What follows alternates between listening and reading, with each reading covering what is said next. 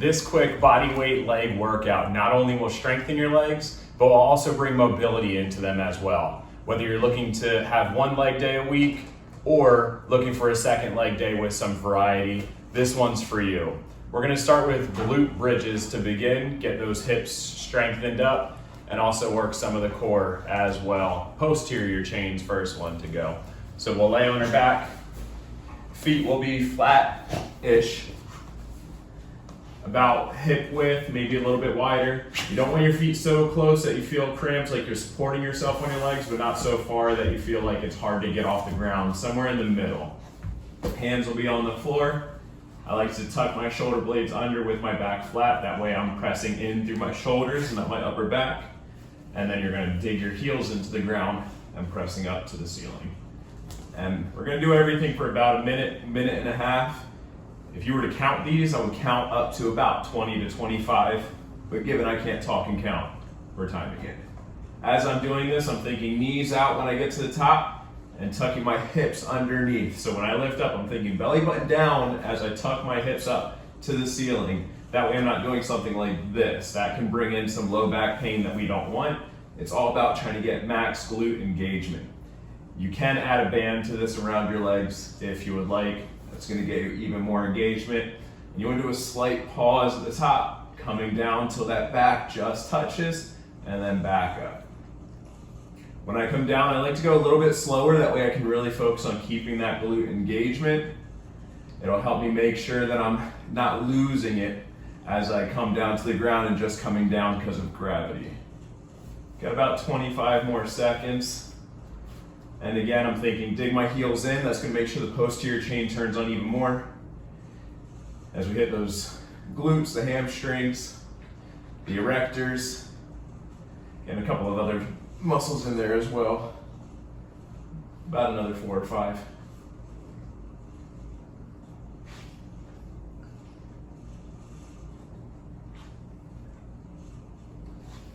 And done. All right. This next one, we're gonna do kneeling kickbacks. So for this one, I'm gonna be on my hands and knees, and I'm thinking kick my leg up to the ceiling, just like that. I wanna go straight up in the air. As I do that, make sure my belly button doesn't fall down into the ground. So supporting just like this, and then I'm lifting up only as high as I'm able to with keeping my back flat. So some people's range of motion might be really high. Mine ends about there. It's going to depend on the mobility of the hips and how strong those glutes are in a stretched position. And stretched, I mean stretched in the hip flexors. As I'm lifting, I'm just making sure, I should say my hands, I'm in sort of a tripod position. So my knee is a little bit in between my hands rather than being all the way off to the right.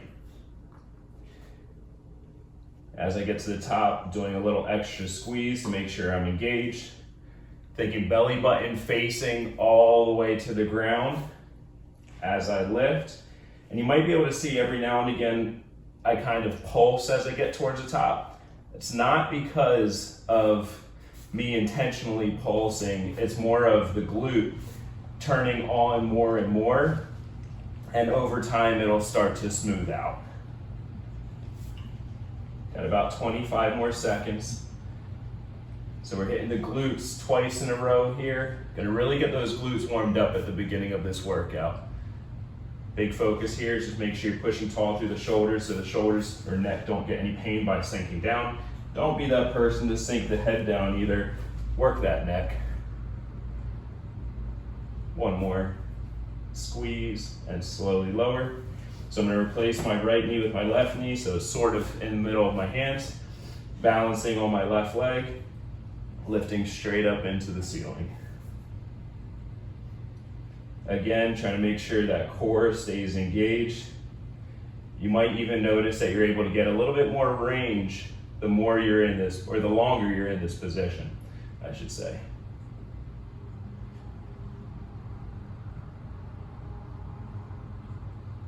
As I lift up, keeping my head as neutral as possible. When I look down, I'm looking to more so check to make sure my torso is still in line with the floor. Last thing I want to do is start to twist out to the side or let the hip drop. One thing this is also good for is working the gluteus medius, which helps stabilize the hips. A lot of times as we take our steps, we'll drop our hip on the leg that we're lifting, when in actuality we should be lifting up the hip of the leg that we're lifting. That way we're strengthening those hips. So if you watch yourself or watch other people walk, you'll notice sometimes they'll pick up that foot and the hip drops. You want to think, pick up the foot, lift the hip. It'll strengthen the other side, gluteus medius. Oh, wait, we're still going. And the gluteus maximus as well, along with the abductors, but not too much. But that's going to make sure you have strong, stable hips rather than letting them drop, which over time can deteriorate them. We're done those. We're going to go into fire hydrants next. So like I said, blasting those glutes right off the bat.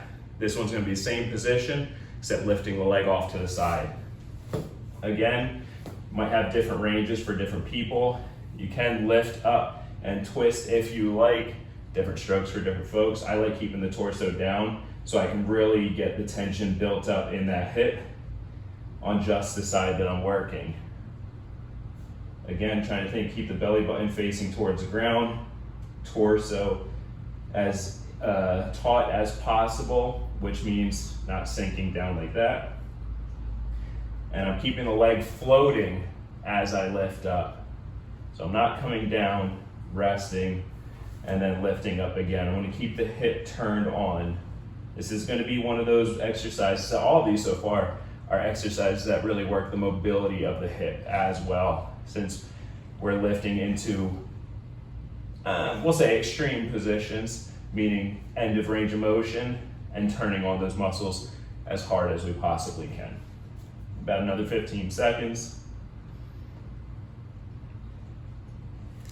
And basically, again, make sure that head's neutral, pushing through those hands so we're not sinking down. So we're working a bit of the core as well.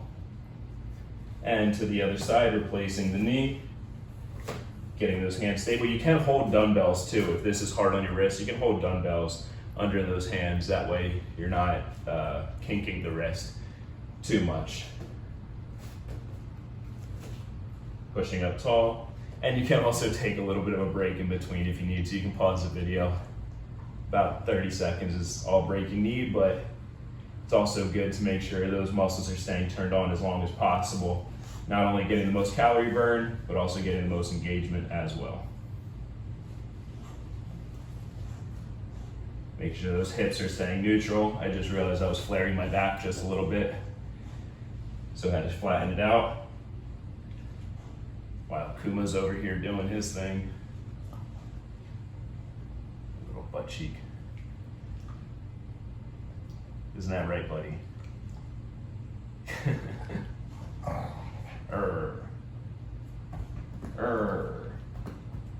Silly boy. Oh man. Keeping the torso engaged, pushing tall through the shoulders. I forget when we started. If this is way over a minute and a half, I'll make sure to edit and cut out whatever was too long. And relax. If you've enjoyed this video so far and found value, my name is Michael Bird. Like, subscribe, comment, share this with a friend who talks about doing more leg days. I've been a trainer for a decade now, shifting into being a health coach, and basically that just means I focus on helping you with all aspects of your life, starting with health and nutrition and fitness and that stuff. So, God bless you. If you want to learn more about how to take care of yourself in a more holistic, longevity manner, follow, and we're on to the next exercise. The next exercise is going to be straight leg calf raise. So I'm going to adjust the camera angle and then we'll get to it. Can't ever quite get my head in these shots when I'm over against the wall. So straight leg calf raise, head's going to be cut off a little bit. Apologize in advance for that. You're going to be near the wall. The wall's just there for balance. You don't want to be leaning into it too much if you can help it. Legs are going to be more or less straight. It's what we call a soft knee. So very, very slight knee bend, just they're not fully locked out. We're going to be working the gastrocnemius with straight leg calf raises. So just like this, feet will be neutral. You can change the position, it'll just work a little bit different part of the calf, not a big deal. As long as their ankles aren't falling out, you're good to go. Putting my fingertips on the wall to help me balance. I'm going up as high as I can, slowly lowering right before my heels touch the ground. I'm going back up and then back down, just like that. Don't make fun of my calves. They've always been one of the smaller parts of my body, unfortunately. Spreading those toes out for balance. You want all the ball of the feet to be engaged. And what I'm avoiding is this right here, the calves or the ankles falling in or out. I'm gonna stay as neutral as I possibly can. Going for as high as you're possibly able to. My right ankle is a little bit less mobile just from past injuries. So when I get up there, sometimes I can grind a little bit more to the top. And even though my left leg can go higher, I go by how high my right leg can go, so I'm not pushing like this off to the side. So I'm really trying to max out the height of my motion, or range of my motion, up to the top every single one. Make sure the core is engaged so I'm not flaring my butt out. Again, just avoiding that low back tension. And the reason I like to go up a little quicker than I go down is so I can work on explosiveness as well. About another 20 seconds. Again, using the wall for balance. If you can do it without the wall, you can focus on a little bit more balance work. But sometimes I like to say, if you want to focus on strength, just focus on what we want to focus on. So using the wall for a little balance to help you just focus on building the strength rather than no hands for balance. All right, next one is going to be wide, deep squats, I believe. Yep, wide squats. Probably looking like I'm super far away from the camera, but I want to try to get my whole body this time. Apparently I could have done this for the calf raises. But anyway, for the wide squat, when you're in the deep position, you want to try to have those shins roughly perpendicular to the floor. So I know roughly this is my position. So as I go out, my knees are going to turn in the same direction as my feet are facing. And when I sit down, I'm leaning back slightly while having my full foot engaged. And I want my torso to be roughly neutral. So I'm going to go down, turning those knees backwards as I hit that bottom motion and come back up. The whole time, I'm trying to think, turn my knees backwards to the wall behind me. It's going to help my glutes stay fully engaged. And what I'm doing every time I go down to the bottom, I'm trying to almost pull myself down into the ground further. So pulling down and then pressing up. Knees going back, pulling down and pressing up.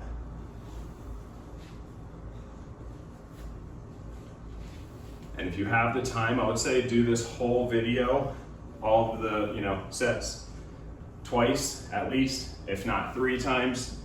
There's a sufficient amount in here though. If you're really engaging, 2 times will be plenty. If you do this 2-3 times a week, or if you have 2 leg days, this can be one of them. If you're doing body weight, I'd say do this at least twice, maybe 3rd time for just 1 set. And we'll go one more. One more for good luck. You should really feel those glutes engaging, maybe some flexibility, a range of motion built up in those hips.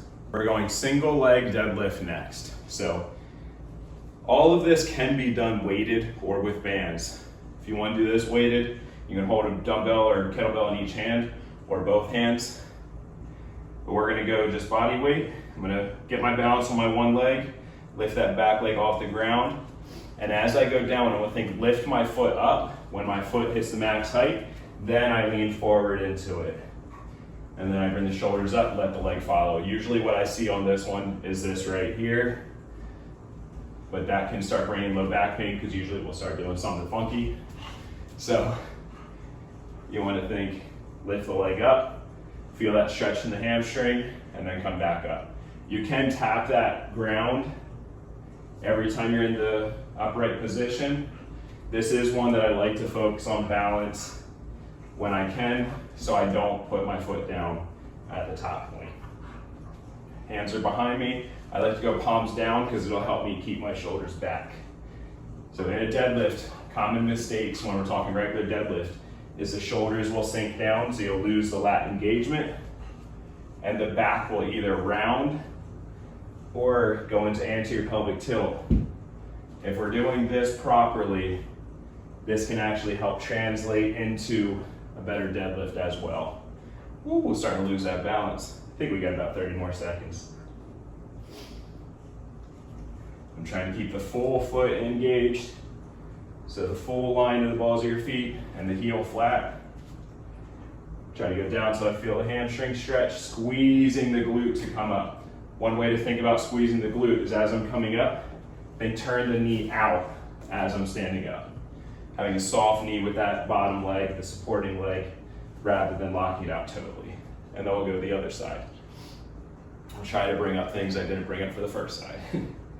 Foot's gonna be neutral, balancing on that leg. Leg comes up, which helps bring the chest down.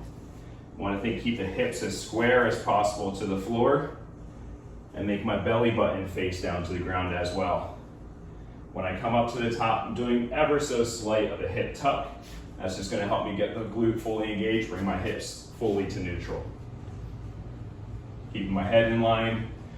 You can either look down to the ground at one place, whoa, and that'll sometimes help your balance, or you can let the head come up with you as you go, whichever one you find better. Noticing that balance on my left leg is not as great. Just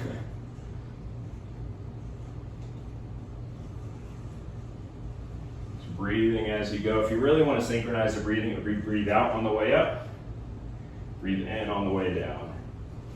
I know some people will reverse that, but either way you do it, that's how you would synchronize it. I think we have about another 20 more seconds. Whoa.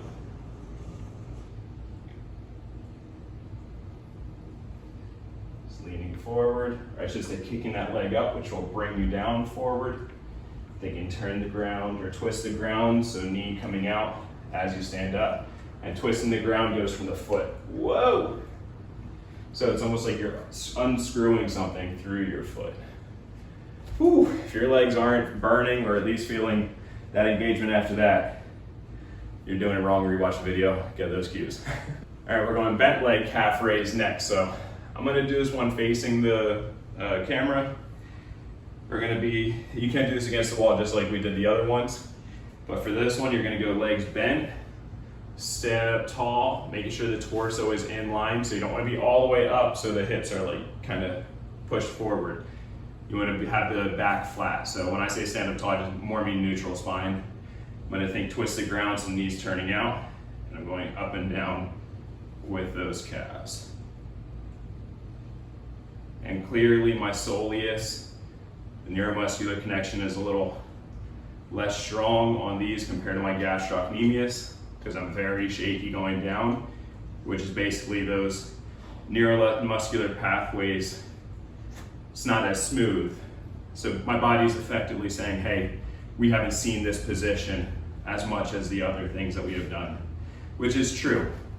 Most calf raises that I do straight leg, and when I do bent leg, I'm usually holding something to balance. So the fact that I'm making my legs focus on balance here as well is throwing a little bit of a curveball. Again, going as high as you can, all the way up to the top, slowly lowering, trying to make sure those feet or ankles aren't flaring out as you come back down.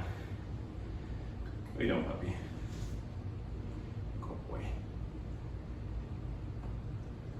About another 20 seconds, I believe. You might lose range, but just keep pushing as high as you possibly can. And you might notice my whole body is going up and down. I want to focus all that energy just in my soleus instead of doing this right here. Both have value. So if this one is just the one that you can do, still works. But I like to keep everything in position except for having my ankles moving. And relax. Whew. Last thing I have is pistol squat or split squat. I'll show you the pistol squat for a couple of reps, but I'm gonna be honest, last couple times I've done this, I haven't really been able to get back down as easily as I used to. If you've been following this series, these are the workouts that I've done or did when I was first getting back into my fitness journey back in 2017. I was really confused on that push-up video, why I couldn't do as many. Later realized I'm 30 pounds-ish heavier than I was before. I can't remember if I said that in the video. But yeah, back then I was about 145, now I'm around 170. So we're gonna go one leg up in the, actually I'll show you the other one first. So split squat will be here. If you have a cane, poles, wanna go up against the wall, you can do that as well. But basically you want your knees to be in about a 90-degree position in the bottom, or back leg straight and really digging in for range of motion with that front leg. If you're doing that one, you want to try to be able to get that back leg almost all the way to the ground, keeping that front foot flat. Split squat, or sorry, pistol squat, leg goes out in front, and we'll start now. You're gonna drop down to the floor and then back up. So I can do pistol squat, but I used to do sets of like 10 or 15 of these. Now I get to about like 5. And my leg's like, hey, we're not coming down from that deep angle. Yeah, right here. I've had 4 knee surgeries, so if you're doing the pistol squat on the right leg, though, and you want to go to the split squat, right leg goes in front rather than behind. But yeah, I've had 3 knee surgeries on my right leg. So sometimes when I get to that very deep position, I can't think my way through it anymore. My leg kind of just locks in that bottom angle. But as I'm doing this, I'm thinking send that front knee forward to get me down. I'll feel that back leg just barely touch. If you notice the first couple, I wasn't touching the back leg. It's not going to be perfectly straight, roughly straight. And then pressing up. Just like the other exercises, then you twist the ground. So you want that knee to travel straight over the toes and then straight back. If anything, flaring out just slightly. If you already have legs that tend to bow out when you do these things, try to stay a little bit more neutral.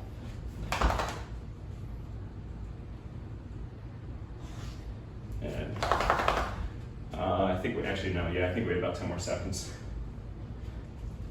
Keeping the torso in line. You can have your hands on the hips. That sometimes helps when you keep them a little more square. And the reason I'm leaning forward into this, so that's time. The reason I'm leaning forward as I go, keeping that back leg in line with my torso as much as I can, is so that I don't go into anterior pelvic tilt. So I don't want to do this as I'm going down. If I try to keep my torso upright, that'll bring tension in the low back. So we'll go other side. I'll face the same way. I guess I should start with pistol squat, huh? All right, and start. I can already, yeah, that balance on that leg is not so good. I can hear crunching. If you're doing the pistol squat, going down until I'm pretty much on the very bottom where I can still feel the quad engaged. I'm standing back up.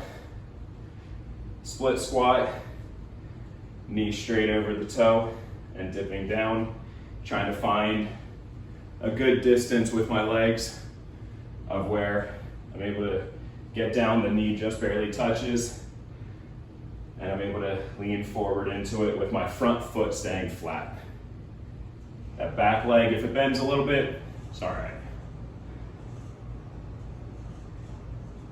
A lot of that weight should be going over that front leg. And again, just try and keep the foot completely flat. Whoa. Leaning into it, so from the knee to the shoulders, you should be roughly in line. Got about 20 more seconds.